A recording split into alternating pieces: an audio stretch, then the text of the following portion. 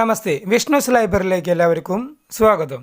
നമ്മുടെ വീഡിയോയിൽ ഓരോ അപേക്ഷയും മൊബൈൽ ഫോണിൽ എങ്ങനെ അപേക്ഷിക്കാം എന്നതിനെ കുറിച്ചിട്ട് പറയുന്നുണ്ട്. അപ്പോൾ അത് മൊബൈലിൽ നമ്മൾ അപേക്ഷിക്കുമ്പോൾ ഡോക്യുമെൻറ്റ്സ് ഒക്കെ അപ്ലോഡ് ചെയ്യേണ്ട ആവശ്യം വരും. അപ്പോൾ അത് മൊബൈൽ ഫോണിൽ തന്നെ സെറ്റ് ചെയ്യാൻ അറിയാത്തവരാണെങ്കിൽ അതിൻ്റെ ഒരു വീഡിയോ ഞാൻ ചെയ്തിട്ടുണ്ട്.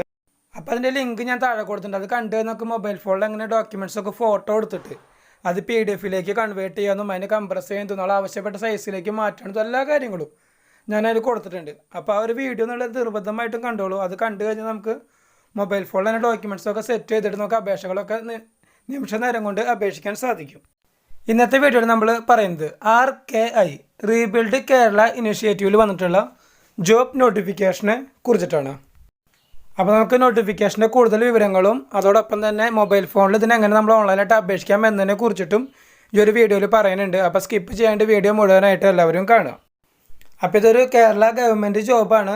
അത് മാത്രമല്ല പെർമനൻ്റ് ആയിട്ടല്ല, ടെമ്പററി റിക്രൂട്ട്മെൻ്റ് ആണ് നടക്കുന്നത്. അപ്പോൾ മൊത്തം 7 വേക്കൻസിയാണ് ഇതിൽ വന്നിട്ടുള്ളത്. IT officer, clerk, computer assistant and office attendant ഇത്തരം പോസ്റ്റിലേക്കാണ് പുതിയ നോട്ടിഫിക്കേഷൻ വന്നിട്ടുള്ളത്. അപ്പോൾ ഇത് ഓൺലൈനായിട്ടാണ് അപേക്ഷിക്കേണ്ടത്. ഇത് അപേക്ഷിക്കേണ്ട ലാസ്റ്റ് ഡേറ്റ് പറയുന്നത് 27-ാം തീയതിയാണ്. 27/4/2022. അതായത് ഈ മാസം 27-ാം തീയതി വരെ നമുക്കിത് ഓൺലൈനായിട്ട് അപേക്ഷിക്കാൻ സാധിക്കും. അപ്പോൾ നമുക്ക് എത്രയൊക്കെ വേക്കൻസികൾ വന്നിട്ടുള്ളതെന്ന് നോക്കാം. ഒന്നാമത്തത് IT ഓഫീസർ. ഇതിലാകെ ഒരു വേക്കൻസി ഉള്ളൂ. ഇത് വിളിക്കുന്നത് തിരുവനന്തപുരം ഡിസ്ട്രിക്റ്റിലാണ്. അത് കഴിഞ്ഞാൽ ക്ലർക്കിൽ 2 വേക്കൻസി ഉണ്ട്. അതിലൊന്ന് തിരുവനന്തപുരത്തും മറ്റൊന്ന് കോട്ടയത്തും. അത് കഴിഞ്ഞാൽ കമ്പ്യൂട്ടർ അസിസ്റ്റൻറ്റ്, ഇതിലും 2 വേക്കൻസി ഉണ്ട്. ഒന്ന് തിരുവനന്തപുരത്ത്, രണ്ടാമത്തത് തൃശ്ശൂർ. അവസാനത്തത് office attendant. ഇത് മൊത്തം 2 വേക്കൻസി ഉണ്ട്. ഒന്ന് തിരുവനന്തപുരത്ത്, രണ്ടാമത്തത് കോട്ടയം.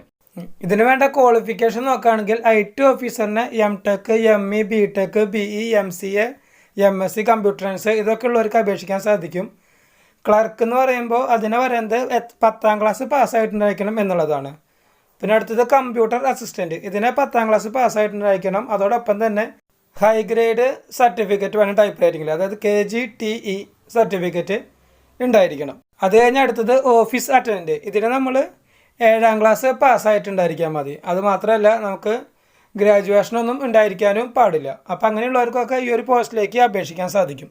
അപ്പോൾ നമുക്ക് ഇനി ഇത് എങ്ങനെയാണ് മൊബൈൽ ഫോണിൽ അപേക്ഷിക്കാൻ നോക്കാം. അതിൻ്റെ ലിങ്ക് ഞാൻ താഴെ കൊടുത്തിട്ടുണ്ട്. ആ ലിങ്കിൽ ക്ലിക്ക് ചെയ്ത് കഴിഞ്ഞാൽ ഇതുപോലെ ഒരു സൈറ്റ് ആയിരിക്കും നിങ്ങൾക്ക് ഓപ്പൺ ആയിട്ട് വരും. ഇതിൽ റൈറ്റ് സൈഡിലായിട്ട് ഒരുപാട് നോട്ടിഫിക്കേഷൻസ് കാണാം. അതിൽ നോട്ടിഫിക്കേഷൻ ഒരു ഓപ്ഷൻ ഉണ്ട്. Notification recruitment for section 2 various post in PMU of rebuild Kerala initiative under LSGD government of Kerala എന്നുള്ളത്. അത് ക്ലിക്ക് ചെയ്ത് കഴിഞ്ഞാൽ നമുക്ക് ഇതിൻ്റെ നോട്ടിഫിക്കേഷൻ പേജ് ഡൗൺലോഡ് ചെയ്തെടുക്കാൻ സാധിക്കും. അത് കഴിഞ്ഞ് അതിൻ്റെ അടിയിൽ click here to submit application for various post in PMU of RKI under LSD എന്ന് എഴുതിയിട്ടുണ്ടാവും.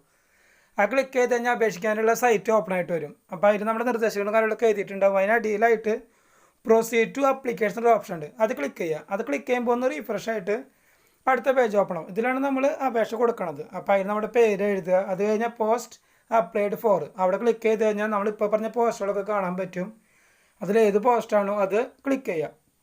അത് ക്ലിക്ക് ചെയ്യുമ്പോൾ പിന്നെ നമ്മുടെ date of birth, email ID, mobile number, നമ്മുടെ ഡീറ്റെയിൽസൊക്കെ കൊടുക്കുക. അഡ്രസ്സ് എല്ലാ കാര്യങ്ങളും കൊടുത്തു കഴിഞ്ഞാൽ ഏറ്റവും അടിയിലായിട്ട് നമ്മുടെ ക്വാളിഫിക്കേഷൻ ഡീറ്റെയിൽസ്, അതായത് നമ്മൾ പഠിച്ച കോഴ്സ്, പഠിച്ച സ്ഥലം, ഈ പാസ്സായ വർഷം, നമ്മുടെ പെർസെൻറ്റേജ് മാർക്ക് കാര്യങ്ങളൊക്കെ കൊടുക്കണം.